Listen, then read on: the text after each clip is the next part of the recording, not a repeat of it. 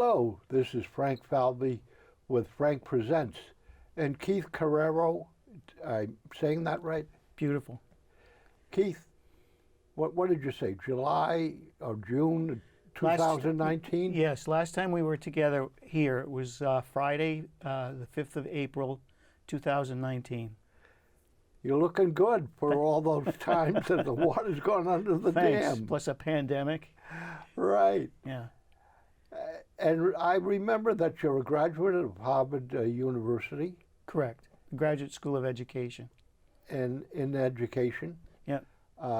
Did you take writing and literature at Harvard? No, I was at the Graduate School of Education. I got my master's and doctorate there.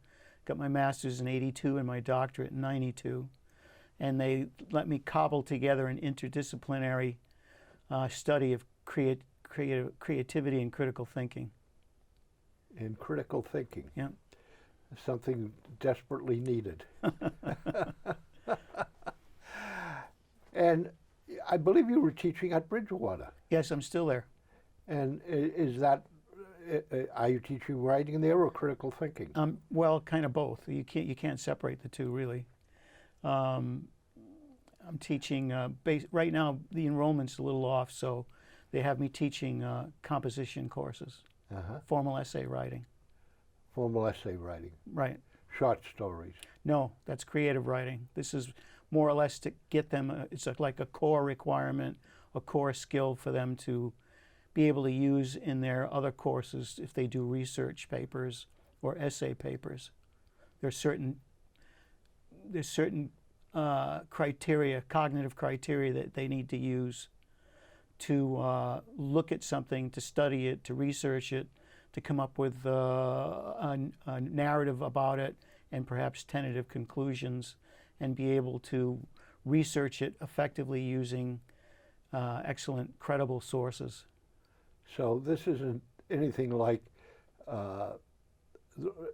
Henry Longfellow writing about the Wayside Inn. No, but I try to get them to be creative about it, even though it's analytical. I try to have them, they have to pick the topic. I don't pick the topic. I pick the rhetorical mode. So if they have to do an essay by definition, I tell them, and then they have to pick the topic because it has to come from their own self-experience. And they have to be creative. They have to get the interest of the reader. They have to have a hook at the beginning sentence. You know, it follows a certain structure. And it's pretty, had some very nice writers. Really? Yeah. Yeah. Now, you're a writer yourself. Correct. And the last time we were here, we were talking about the penitent. Correct.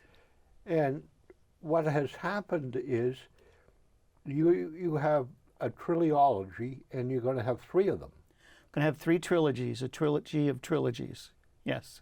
So 9 books, or the Latin is genealogy.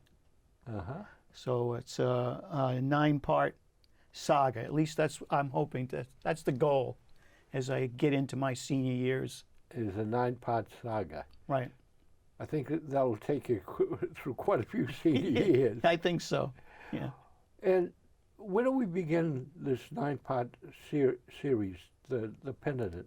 What is the basis of that? The basis of the story is, well, it's a thought exercise on my part.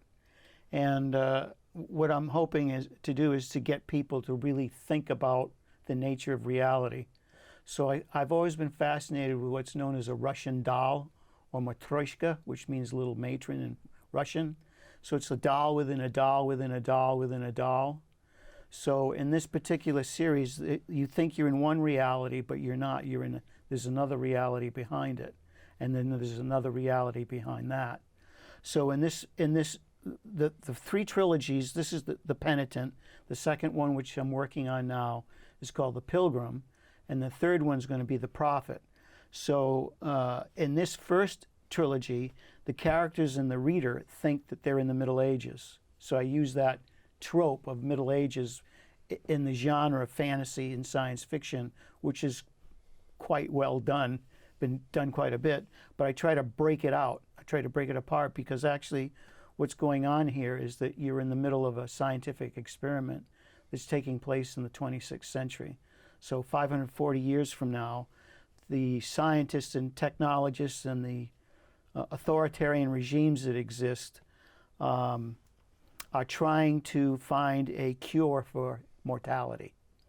And they have life extension up the yin-yang. They can live as almost long as they want, but people tend to be greedy, especially leaders, and so they want to be like the gods, so they want immortality. And that's what they're looking for. So they're putting these folks in an experiment and throwing everything they can at them. War, torn society, demons, people just totally dysfunctional, and they're hoping that those people that are successful are using their DNA in a different way than you or I would, and so then they could find perhaps a genetic algorithm leading to immortality. So they're in what's known as a hyperreality experiment. So the purpose of the experiment, the conscious purpose. Now, when you say experiment, right, back in the Middle Ages, are these real individual? Yes. Or well, the scientists of the day think not, but they are. They've created this world, and they've put it into like a simulacrum, something similar to the Matrix or the Hunger Games, where they're having the fight to the death. So it's almost, or also like a video game. So, but this is a lot more. Add tons of steroids to that, and you've got a sense of what this is like. So the main character is a genius and adept at the martial arts, specifically in hand-to-hand combat, sword, quarterstaff, and knives. He's just terribly gifted at it. He's 24 years old, and his name's Paul Warren, but Paul is spelled P-A-L-L. And when we got together the first time, we basically talked about this book, but two more have been completed, and the Penitent Part 2 is the feminine aspect. So there's actually a love relationship starts, a romantic relationship starts building up between the two, but the young woman is based on Joan of Arc, and I thought, wouldn't it be interesting if we could put Joan of Arc in the year 2652 and see what would happen. We're not a love relationship? No, with the politics of the world. They never meet physically. They meet in visions. Okay. Yeah, and this map here is the setting for the second trilogy. This is where this experiment is being conducted. It's being conducted on a planet called Ouroboros. So this is saying the Orion Spur of migration. 200 years from now, the Earth is a stew. It's almost unlivable. We pretty much ruined it. So those people who can migrate to 12 planets, exoplanets, that are in this part of the galaxy. So we have like a pinwheel galaxy, and one of the arms is the Orion Spur, which is where our solar system is. And so it's mostly gathered around within 4.2 to about 40 light years around our sun. So these 12 power bases represent the 12 different parts of the Earth. So Kunzai is Mandarin for being. This is China. Ouroboros, which is where the main action takes place and where this experiment is taking place, that's Great Britain and its allies. The United States is Eidos. Matryoshka is Russia. So you kind of get the idea. And that they're at war with one another. They have alliances similar to what the alliances we've always had. But these alliances they kind of migrate back and forth. And they're basically, they had just gotten through war with the machines. The machines are sentient, they're intelligent, they're emotional. Actually, there's breeding between the so-called cyborgs and humans. So they're creating a new race, and that's where this young man pops out of that experiment in book 3, at the end of book 3, and he goes and appears in a laboratory where that experiment is taking place, and he pops into that experiment there. But this particular, let me get back to the second book. The woman, young woman, her name is Evangel. Do you remember Evangeline? Sure. When you were, yeah, they don't teach that anymore. I wanted to combine Joan of Arc, Evangeline, Heidi, and see if I could bring it in like the 21st century. The Swiss Heidi. Yes. Yeah. Yeah.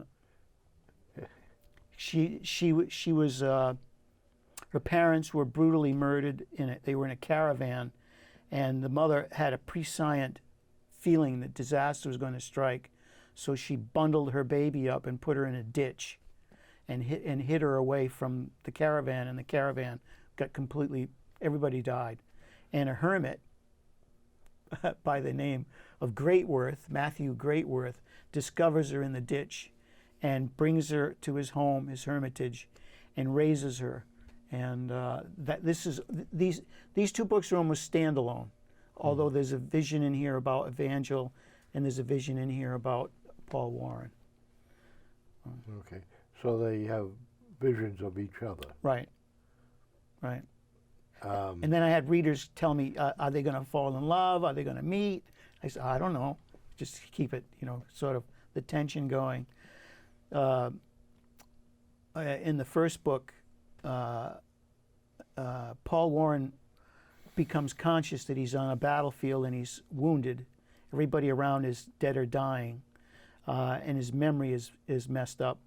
So he goes wandering off, and he meets this 7-foot figure named John Savage. And Savage works for the King's Intelligence Service, and he's also a tremendous bowman and combat.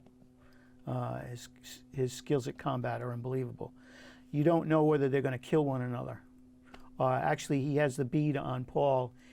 Paul crosses a river, and Savage rises up on the opposite bank with his bow, 7-foot bow, and a 36-inch nocked arrow. And you think, I wanted him to kill him. And the character said, no, that's not going to happen. They're actually talking to me. So they ended up sort of having a loose confederacy that becomes a deep friendship, and they have some exploits, and they separate, and Paul's mission is to try to find him again. And in the third book, Paul is on the search for Savage, and he finally meets him at the very end, where there's a pitched battle in a port city named Seascale. And are they on opposite sides? No, they're on the same side. They're on the same side. Yeah. You say there's a spirituality that you want to run through the books. Right. What is the nature of that spirituality? It's Christian-based themes. So I wanted to be able to take like what's known as the matter of Britain and the matter of France, from the days that they talked about in the Middle Ages. They talked about knight errantry, and carry that forward, because I was always fascinated with it when I was a child and a young man. And I felt that nothing like that was being done. Tolkien does something like that.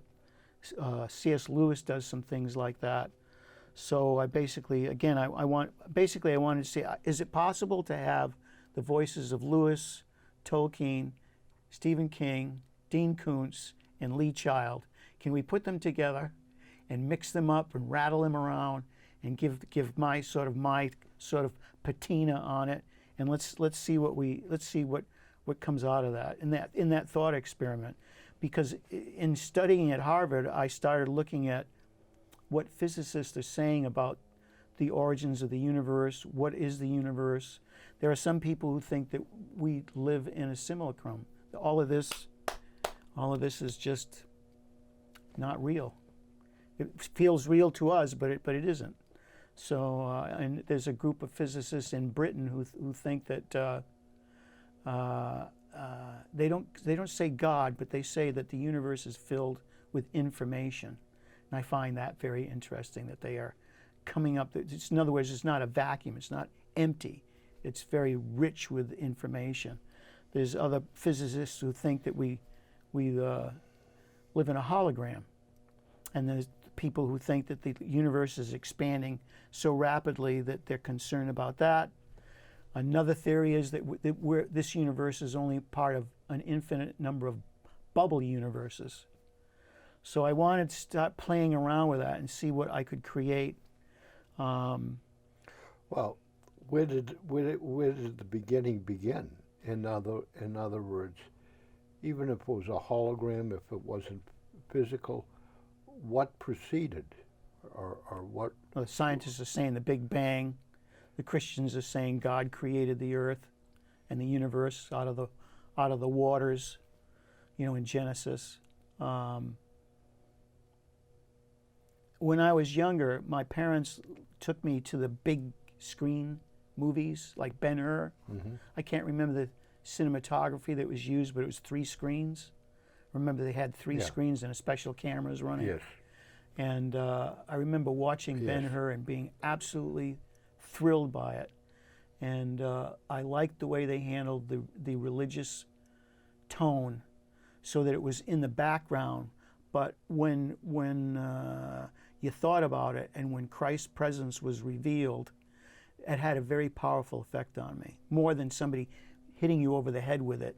Mm-hmm. So I wanted to be able to, the robe, Ben-Hur, I wanted to be able to see if I could do something like that. And it's gotten some really good reviews. I've got some nice reviews with this. So, in the books here, right? Well, first of all, today, most people, or younger people, have no idea of the Christian stories. Correct. Because they've never gone to Sunday school. Christianity has, particularly in America, been taboo, and people don't want anything, particularly in the Northeast, to do with that. How do you think people are going to relate to your book without knowing the Christian background, or even how many people are going to know Heidi and Joan of Arc. Joan of Arc. I don't know if you know Julian of Norwich. Yes. Yeah. And Hildegard. Yep. Back then. Yep. They had a lot to say, and were very influential. But I really doubt if many people are of an age that might like science fiction, necessarily familiar with them. Well, hopefully that's going to tease them to look at more of it, more of the same. Because you can actually see some of their thoughts without knowing who they are in these books. Yeah. I mean, Evangel is based on Joan of Arc, so God talks with her, and God imparts some very powerful spiritual healing to her, and visions to her. But this is at the very, very beginning of her life, and it goes maybe up to 17 years of her age. Yeah. So she's still basically at the hermitage. They step away from the hermitage and they go to a nearby priory, where the prioress does not like Evangel. She wants what she knows repressed or suppressed, because they don't want Christ being taught. Like you were saying about that in understanding being almost like arcane knowledge. Right. The same thing is here. So you've got a structure similar to, say, the old Catholic Church, but they do not mention Jesus. Evangel has a direct bead on Christ, so she she doesn't do this except with Matthew, her so-called grandfather. But Matthew gets tortured and his eyes get taken out by marauders. And she goes in there and heals them, and he has his sight restored. But the eyes he now has are the eyes that God has given him. So he's already devoted to the Spirit, but now he's even more devoted. And now he understands that they can't just stay in the hermitage. They've got to take this somewhere else. Members of the marauders who tortured him now become followers of Evangel because they cannot believe what happened. So I think you mentioned at the beginning that these different power bases have kind of got away from the spiritual living and are more seeking power, wealth, unmitigated greed. Unmitigating greed, okay, which you could actually say is beginning in this century of getting away from democracy and arguing that China and Russia and places of power, people holding and wielding power, are doing it for the mere power and greed of the pleasure that they are receiving, with they don't want in that society to promote any self-spirituality. Correct. So you've got a new world order. So you have a new world order. And do you see that the beginning? That's what this is predicated is now? on. Yeah. It's predicated on today. Right. Yeah, I mean, I'm old enough, I'm 74 this month. You're old enough to know what it was like growing up in the 40s and 50s. Right. Even 60s. That's a totally different world. Yes. It couldn't even be, it's a polar opposite to what we have today. If my parents were alive, my mother was World War II Army nurse. My dad was Army intelligence sergeant. My uncles were in the Atlantic. I had one uncle who fought with Patton 5 major campaigns in Europe. If they were alive today, they would be horrified at what they see. And so that world order, that United States and the victory the Allies carved out of World War II, those days with Ike on the golf courses, with the Supreme Commander of Europe as president, and the flush of victory that they had, and the flood of money they had to create the highway systems, to create the dams, to create the United States that we became familiar with, that's all gone. And we're pretty close to bankruptcy. We are. My expectation is that at some point, China economically will just be the leading worldwide force because they're a credit nation. Britain became a debit nation. We were a credit nation. Now we're a debtor nation. One of the small offsides here I'm going to comment on is Franklin, Mass. Took out a number of years ago trash and sewage and made it a fee. They took it out of the taxes so you can no longer deduct it. But what they did then is every nonprofit or church has to pay that fee for trash and service because it was part of the taxes. Recently, they have just taken out rainwater surfaces that are impenetrable for water, and they're going to tax you for climate Charles River reclamation cost as a fee. And what they've done, again, is all religious and nonprofits are going to have to pay that fee. So they're moving from a point of view of wanting to help nonprofits and religious exist to actually trying to make them pay more so that they can have a few pennies more in their own wealth.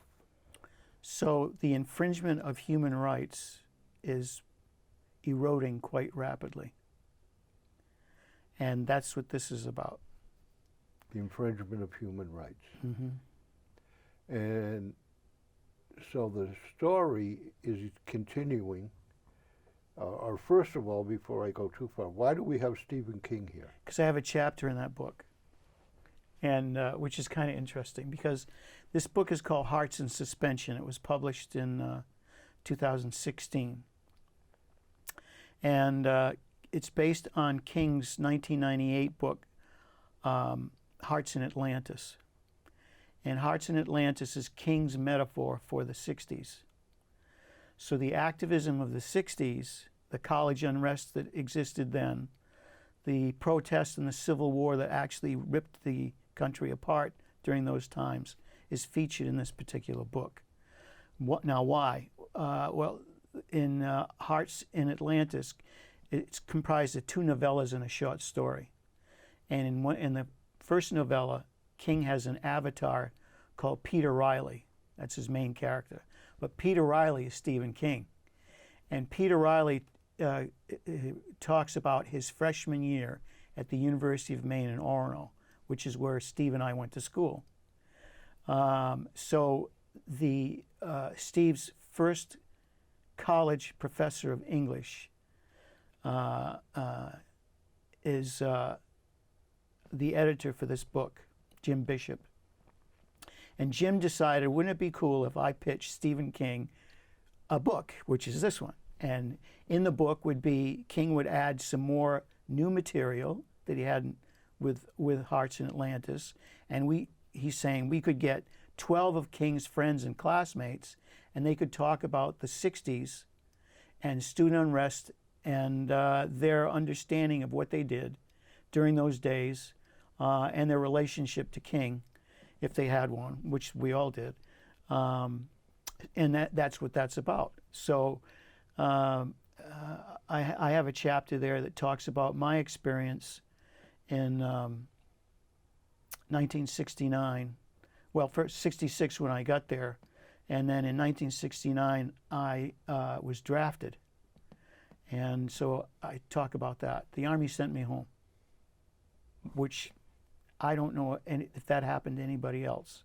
It was very rare, but they sent me home. I was a major student activist in the 60s, all that unrest. We're talking about real politic at the time. Vietnam was a hot button issue for many, many people. I don't think our nation will ever heal as a result of that. The people that went over there and came back and they're still stuck over there, our veterans, homeless veterans, the toll that took on our blood and treasure was remarkable. And on state side, people like myself felt that we should not be doing what we were doing. We should not be there. It was a huge mistake. It was a false flag and operation that got us in there. And it was the military industrial complex that Eisenhower warned us about. So that's what this book is about. So it has a view about those days, I think, that's quite rare, and especially it sets, if you're a Stephen King fan, it sets up an understanding of King like no other novel has, because it's not fiction, it's nonfiction. Yeah, yeah. I spent some time up in Bangor in the 80s, early 80s. I worked for Nissen Baking Company, and there was a plant in Brewer, Maine, right across the river. And we did a lot of testing of software because it was a controlled situation.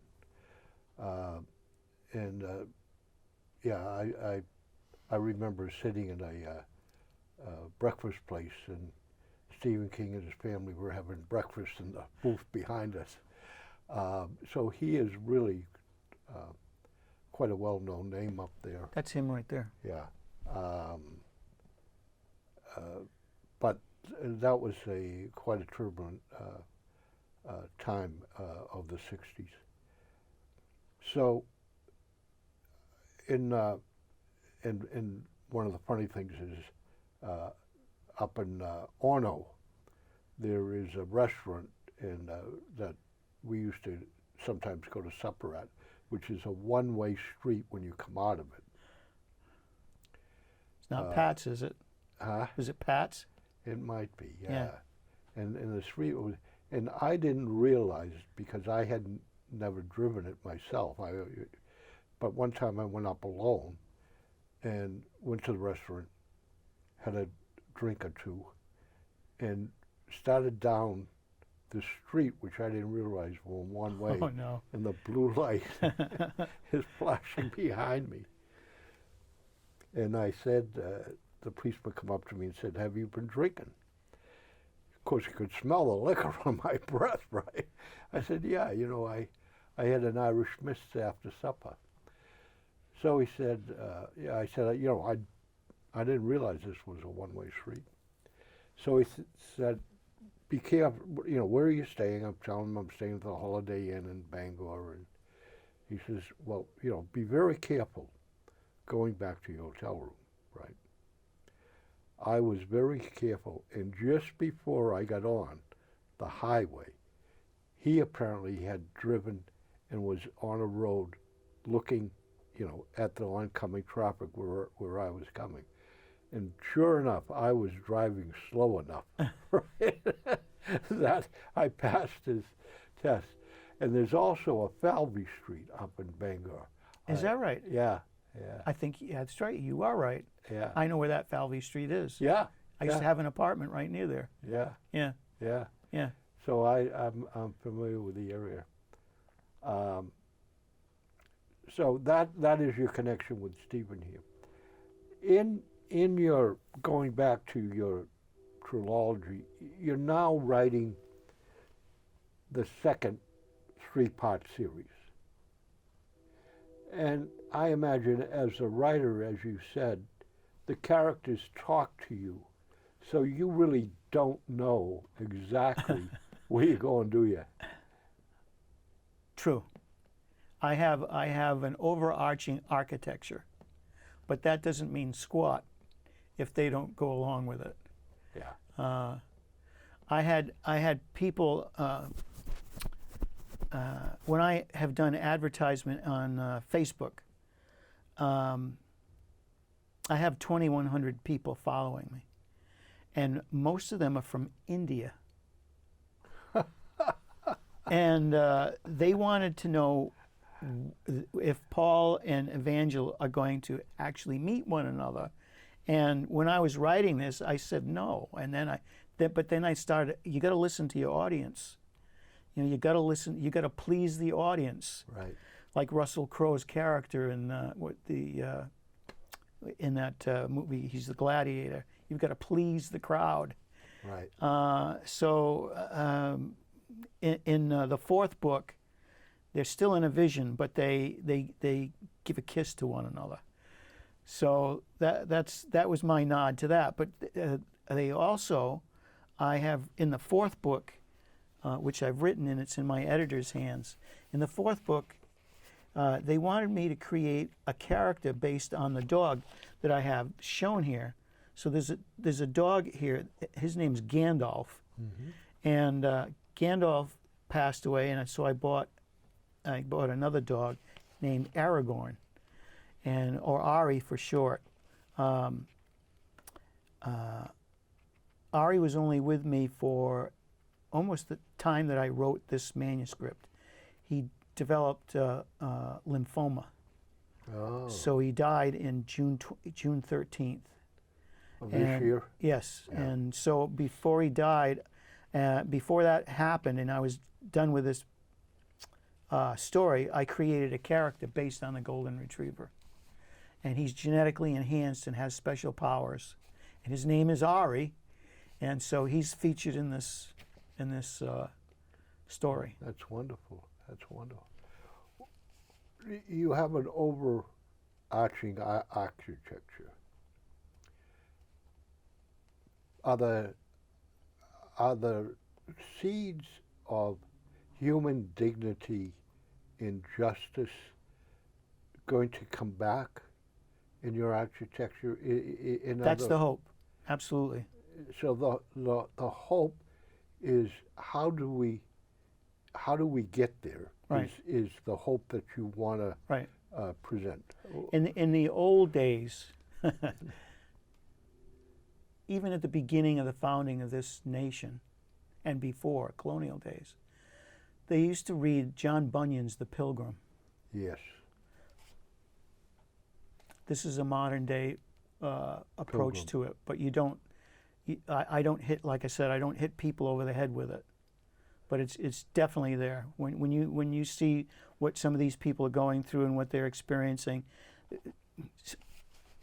this whole thing started on a fantasy I had that I was able to go back in time and get Mr. Franklin, John and Abigail Adams, Washington, Jefferson, Yeah. the elite of the American experience, Yeah. and bring them forward to our time, which was then 2014, and show them New York City, show them Shanghai, show them Tokyo, show them Paris, show them London. And what would they do? What would they see? Because these people, they dwelt in fire and horse. Mm-hmm. They didn't have steam engines. Mm-hmm. They didn't have anything, really. Right. So basically what they had was similar to what they had in the Middle Ages. Not that much difference. Gunpowder had been invented, but that's about it. And arms of a very primitive kind. Yeah. So what would they think? They would think, I would assume, that they had been captured by wizards. So feeling that sense of hubris and that sense of pride, look at what our time has created compared to your time, George, Right. or Ben. Right. And then I thought the other part of me said, wait a minute. Suppose somebody 500 years from now comes and gets you and brings you forward 500 years. What are you going to see? And say that the technology and the rapidity of so-called progress in science outstrips anything that we know right now. What will you see? That's how this started. Yeah, but not only progress in science, but progress in a more controlled society by less and less people. Right. What happens to freedom of thought? What happens to religion? What happens to faith? Where is the skin in the game?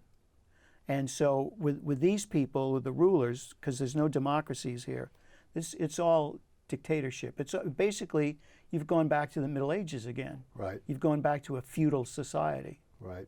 Where power and money it dominates over everything else. And fear of those above you. Right. Because of the power that they have. Right. Is ultimate. Right. So it's a dog-eat-dog universe. Is that beginning to be outlined in your book 4? Yes, very much so. Yep. Yeah, you're confronted with it head on. Do many libraries like to invest in trilogies? Sure. Yeah, it's with science fiction fantasy, it's there's a lot of people that are doing trilogies, or actually a series of books, 4 books, a tetralogy, 5 books, 6 books, 7 books. You have no idea whether the Franklin Library has this series. No, that's a good question though. Yeah. It would be.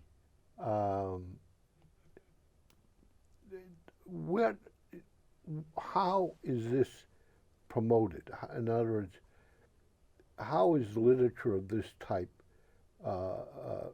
advertised or promoted? I gather you probably don't do signing tours, do you? I do. Oh, you do? Uh-huh. You go to bookstores? Right. It got curtailed severely because of the pandemic. Right. So I'm just starting to emerge out of that cocoon. And so I go to the Rhode Island Comic Con. That's the most successful book signing right there. Yeah. But I'm a member of the Association of Rhode Island Authors. They're very active, and it's very good to be with other writers because it's a solitary Yeah. profession, process. You ever come up to Plainville to the Children's Authors bookstore? Yes. Yeah. Yeah. I Yeah. gotta go back though. I have a publicist out of Pennsylvania, and she helps tremendously in terms of getting reviews, editorial reviews, getting social media involved. Yeah. How do you advertise or promote this on social media?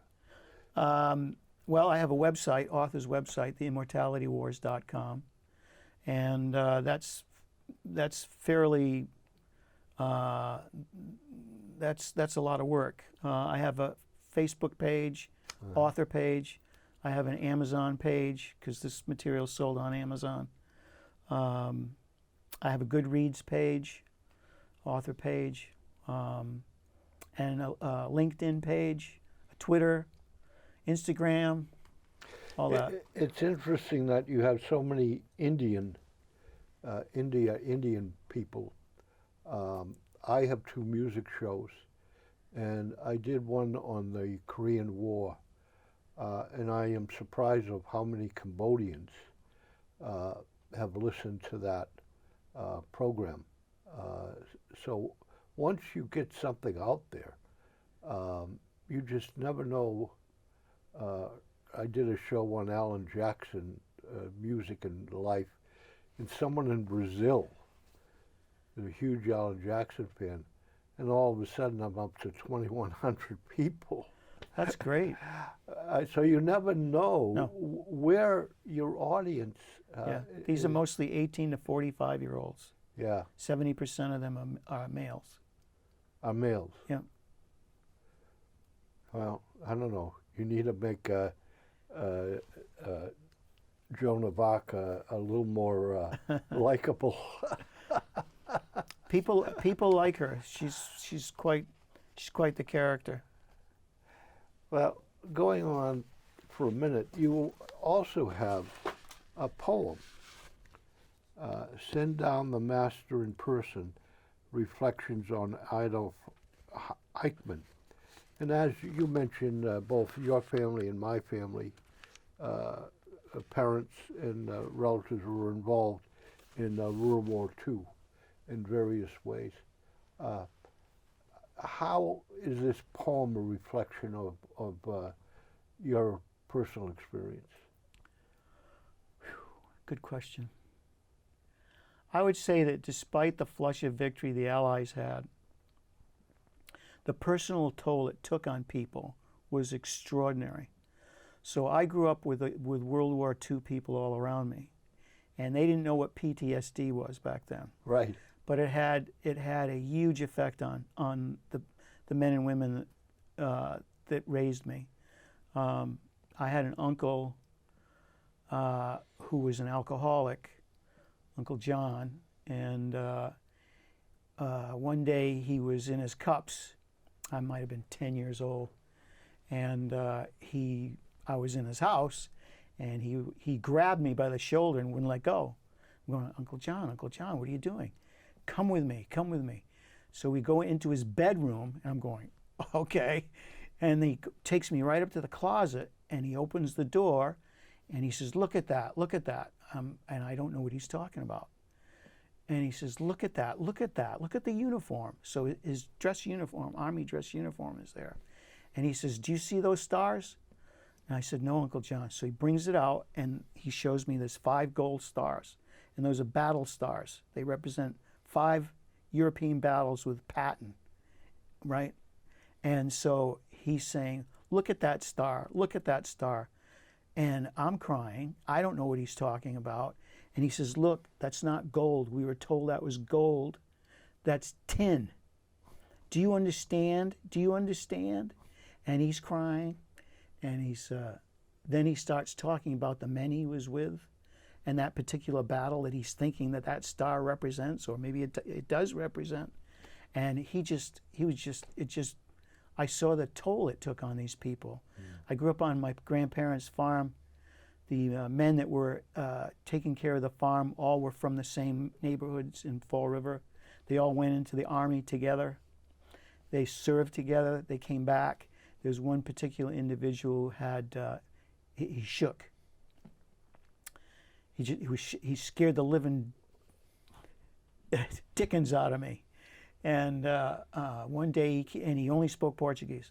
One day he comes up to me and he put his hand on his head and his hand's going like this and I'm going like that. And he says, in Portuguese, he says basically, I know you don't like me and you're afraid of me, but I want to tell you why I shake. And then he told me about a battle that he was in and the howitzers that came in and how it blew everybody apart. And it was a sustained bombardment and that he was never the same since. We became best friends. So I saw things like that. I saw that these people were very talented people. They were carpenters, they were electricians, they were mechanics, they were salespeople. They had some of their own businesses. They were engineers. And just, I wanted to know why they had held it together the way they did. It wasn't like Vietnam. It wasn't like Korea.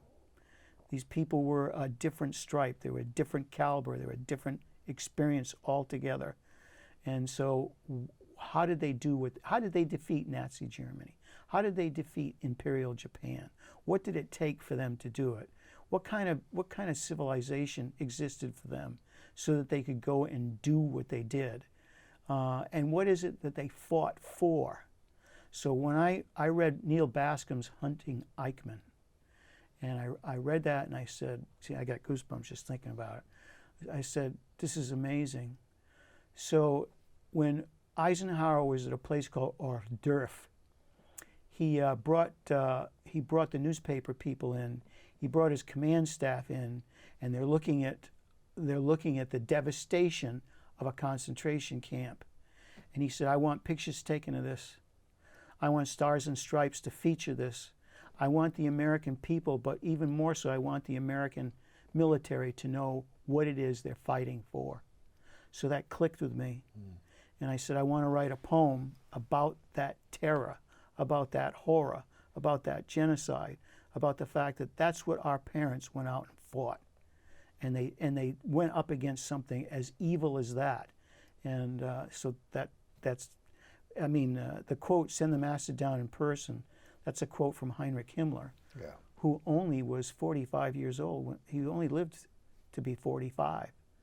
So a lot of these people did not live into their old age, but look at the hell they brought on Earth. And I would have guessed he lived longer than that because he was in Argentina for a number of years before. No, this is Himmler, not Eichmann. Eichmann lived older. Yeah, okay. Yeah, Himmler. Yeah. Himmler and Heydrich. Yeah. Hitler had Himmler and Heydrich go get Eichmann. Yeah. We got to make the trains run on time. We got to deliver the cargo. Yeah. And yet, the world said that this tragedy will never happen again of the camps. Right. The Tutsis in Rwanda. Burundi and Rwanda. I mean, the Congo. I mean, Pol Pot. What's happening? I mean, everyone was upset what's happening in the Ukraine. But all the stuff that has led up to it, I mean, devastating genocide in Africa, and actually around the world. China. I mean, and no one ever lifted a finger to Iraq, Hussein, gassing his own countrymen because they were up north, and I'm forgetting the name of them. Kurds. Kurds. Guessing, but the Kurds weren't part of his Right. group. No one ever stopped him. No one ever lifted a finger. So what we say to the world has got to mean nothing, or what the world says when it comes to this area still comes down to who has the power and who wants to go to war. That's what that's about. Yeah. But I try to use, instead of writing a novel or historical fiction or just history, I wanted to see, can a poem be written? Can a long sustained poem be written about this?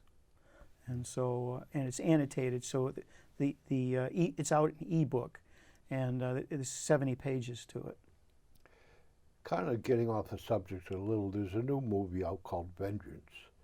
And Vengeance is really about present-day United States, and it's about the dealing of people's different perspectives that they're holding today. I think the writers of the movie, if you read what they wrote, and it would take probably a long time to digest it and sort it out. But I think the writing of the perspectives of how they see in this movie the division of America and what different people hold as beliefs is quite enlightening. Before we go, though, what would you, Keith, like to cover before we wind Well, up? based on what you just said, I think that the civil strife that we're experiencing is the only other time in history, American history, we can cover. The most recent would be just prior to the American Civil War, where you had a divided society then. And now we have a very, very divided society now. But if we strip away Republicans and Democrats and libertarians or whatnot, independent, I really think we're getting it down to it's a battle between the haves and the have-nots. It seems to be. Mm-hmm. It seems to be. And it's a battle on who controls the education in the minds, in the news of what people are being fed as happening. Well, it's the old battle between darkness and light. Yeah. And that's what this addresses. And a lot of people are happy with darkness. They thrive in it. Yeah. Keith, thank you. Thank you. If people want to reach you or purchase your book, how can they do that? They can go, well, just before, I don't want to end on the note of darkness. I want to end on a note of lightness, on good, and that good will conquer, even though it's going to be a terrible situation we find ourselves in. You can reach me, get my books at Amazon. You can go to, look up A. Keith Carreiro. My name's right up there, down here. And you should find me pretty easily. You can go to the immortalitywars.com. And there's a great website there. There's reviews, media. I have a blog. Find out all you can want about the writing that I'm doing. Thank you, Keith. Thanks, Frank. And to you watching, this is Frank Presents, Keith Carreiro, in his writing is a triple trilogy, wishing you happy reading. And, maybe you want to pick up that book, The Pilgrim's Progress, and reread that if you haven't read it. It's a great classic. Thank you for watching.